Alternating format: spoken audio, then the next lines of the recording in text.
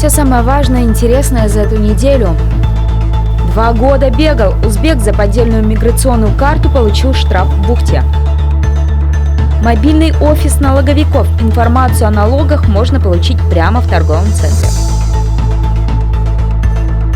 Вступай и ты. В молодежном совете грядут новые выборы. Наконец-то достроили. В Подгорном отремонтировали закрытый 2 года назад клуб. И победный выезд. Бойцы смешанных единоборств вернулись в Ухту с медалями. Подробности прямо сейчас.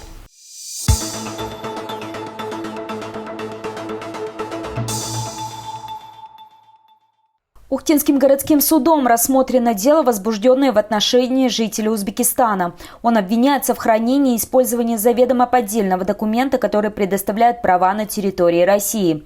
Было установлено, что 26-летний узбек в июле 2019 года, находясь в Санкт-Петербурге, приобрел поддельную миграционную карту. Она предоставляла ему право находиться в стране, а также работать на территории России. Он бы мог получить документ законным способом, но для этого фигуранту дела необходимо было вернуться на родину и пройти границу еще раз, чтобы ему выдали новую карту на 90 дней. Денег у жителя Узбекистана не было, он продал свой телефон и на вырученные деньги купил подделку. Только вот обман раскрылся.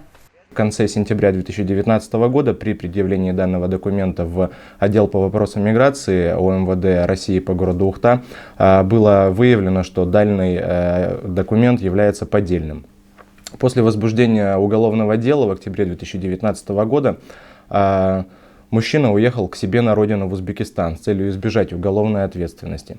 Пробыв на родине около 2 лет и решив, что прошло достаточно времени для избежания уголовной ответственности, иностранец прилетел обратно в Российскую Федерацию, и в городе Санкт-Петербург его задержали сотрудники полиции, поскольку он был объявлен в октябре 2019 года в федеральный розыск на территории нашей страны.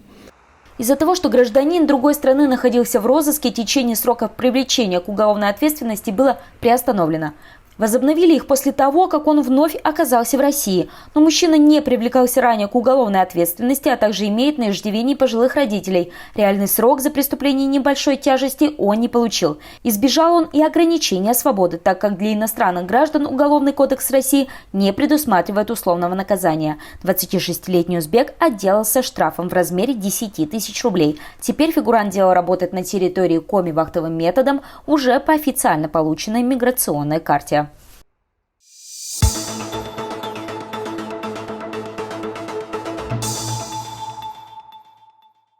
В самом крупном торговом центре Ухты вновь заработал выездной мобильный налоговый офис. Совсем скоро наступит предельный срок уплаты налогов – 1 декабря.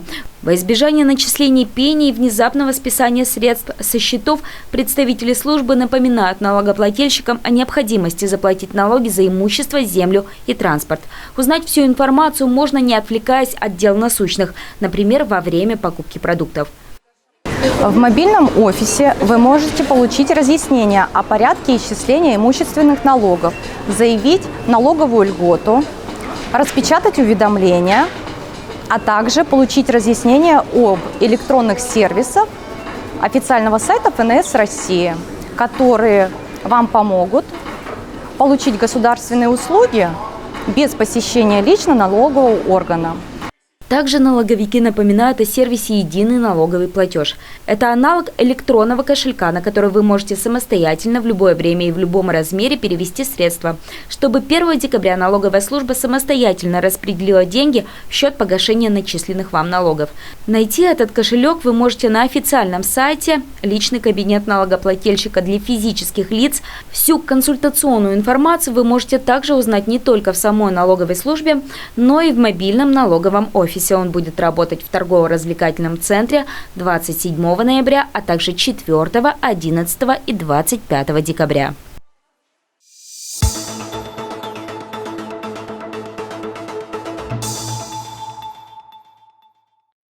К своему завершению подходит работа 12-го созыва Молодежного совета Ухты. Прежде чем состав обновится, действующий поделился результатами работы, чтобы напомнить неравнодушной молодежи. Именно здесь можно найти единомышленников и менять жизнь к лучшему, как свою, так и всех, кто живет рядом. За год Совет провел более 10 мероприятий самой различной направленности, и примерно в таком же количестве мероприятий других организаторов поучаствовал. После небольшого затишья часть планов предыдущего созыва перечеркнула пандемия. Созыв 2020 заявил о себе как детскими праздниками, так и благотворительными акциями. Хочется отметить, что была проделана огромная работа в различных сферах. Культурные мероприятия, спортивные, образовательно-познавательные. Особенно хочется отметить начало года, начало работы Молодежного совета. У нас было проведено много разных мероприятий по сбору средств. Мы адресно оказывали финансовую помощь Ухтинскому детскому дому ребенка, оказывали помощь собачьему приюту «Хочу домой», также Ухтинскому мини-зооуголку. Большая часть депутатов молодежки, работающие в Ухте специалисты в самых различных отраслях. Есть как спортсмены, так и работники образовательных учреждений и градообразующих предприятий. В списке дел мобилизация для школьников. Она, несмотря на холодный март, собрала несколько десятков ребят, принявших участие в военизированной игре по станциям. Многолюдно прошла акция «Большая помощь маленькому другу», где все горожане могли познакомиться с собаками различных пород и внести лепту в содержание животных зооуголка и приюта для собак «Хочу домой». Одним из ключевых мероприятий стала подкова счастья, которая, скорее всего, перекочует в ежегодный план Молодежного совета. Придумал и осуществил акцию Вячеслав Лобанов. Отец 8-летней дочери посчитал нужным уделить внимание ребятам, школьный год которых проходит в интернате. Приехали сюда с дочкой, с классом, и дети заразились позитивными эмоциями, хорошим настроением. И появилась идея пригласить детей, у которых нет возможности, чтобы родители их куда-то сводили. Подкова счастья оказалась единственной акцией, которую молодежка провела дважды за пару месяцев. Если вы также хотите заявить о своей активной жизненной позиции, найти единомышленников и реализовать свои идеи социальной направленности, вы можете подать заявку в следующий созыв.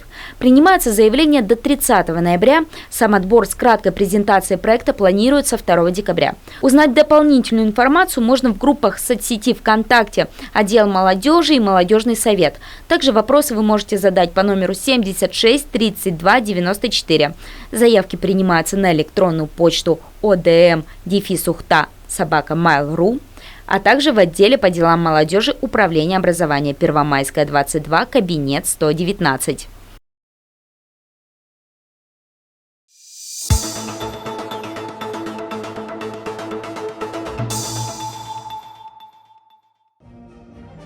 В микрорайоне Подгорный после ремонта открыли Дом культуры. Для местных жителей это действительно оказалось праздником. Около 2 лет в клубе было запрещено проводить мероприятия из-за аварийности здания. До этого, начиная с 2007 года, он работал в усеченном формате. Концертный зал закрыли более 13 лет назад из-за опасной для артистов сцены. Пол на ней попросту прогнил. Теперь же тут снова можно увидеть и услышать результат трудов ухтинских талантов. Вот, например, зажигательная Валерия Верногарова советует всем улыбаться с уже обновленной сцены.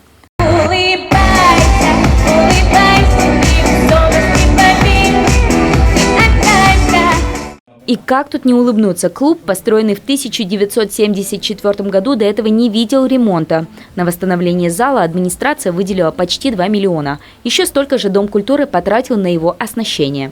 Поменяно, значит, у нас полностью оборудование, одежда сцены, досуговая отремонтирована комната отдыха. А еще в порядок была приведена входная группа и окна. За это проголосовали местные жители в проекте «Народный бюджет». Так что теперь тут снова закипит жизнь, а юные таланты вернутся на свою родную сцену. Тем более, что концерты показывать тут есть кому. В клубе занимается 12 творческих формирований.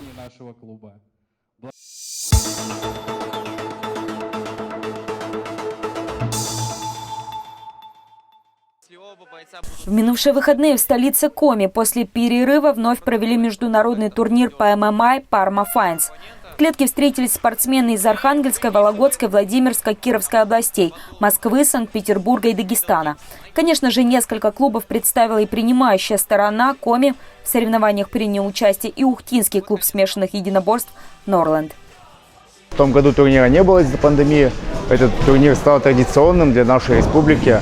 С каждым годом уровень турнира растет, организация, уровень турнира, более значимые звезды появляются на этом турнире. Непосредственно от нашего клуба было 2 бойца. Павел Громов выступал в предварительном карде по правилам любительского ММА. По словам его тренера Андрея Селецова, первый и третий бой оказались за нашим спортсменом. Впервые в профессиональных боях участвовал воспитанник клуба Артем Шашков.